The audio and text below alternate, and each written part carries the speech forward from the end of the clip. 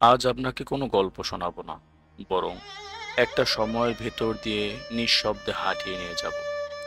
চলুন, এই কোলাহল, এই বর্তমানকে পেছনে ফেলে আমরা প্রবেশ করি কিংবদন্তি হুমায়ূন আহমেদের শেষ সৃষ্টিতে।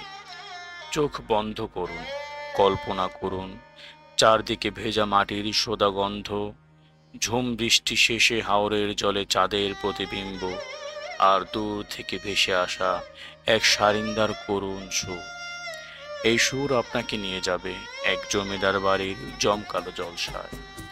প্রথমে আপনার চোখ ধাঁধিয়ে যাবে, ঝলমলে আলো, অভিজাত মানুষদের ভিড়, আর মঞ্চের ঠিক মাঝখানে মেয়েদের পোশাকে এক কিশোরের মোহনীয় নাচ আর গান।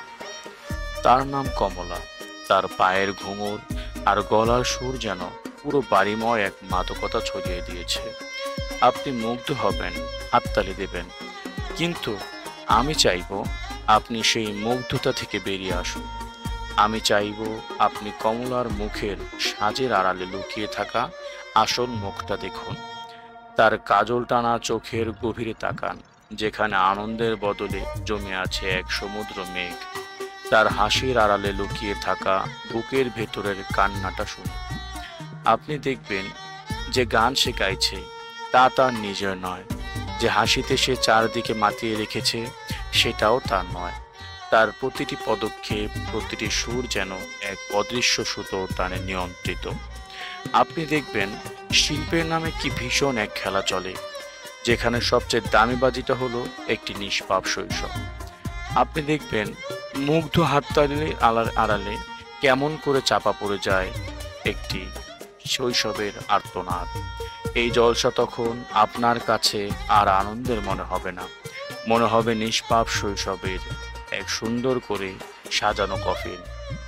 গল্পটা যখন তার সবচেয়ে অন্ধকার এবং নির্মম বাঁকে পৌঁছাবে, আপনার নিঃশ্বাস বন্ধ হয়ে আসবে, আপনার বুকের ভেতরটা হাহাকার করে উঠবে কমলার জন্য।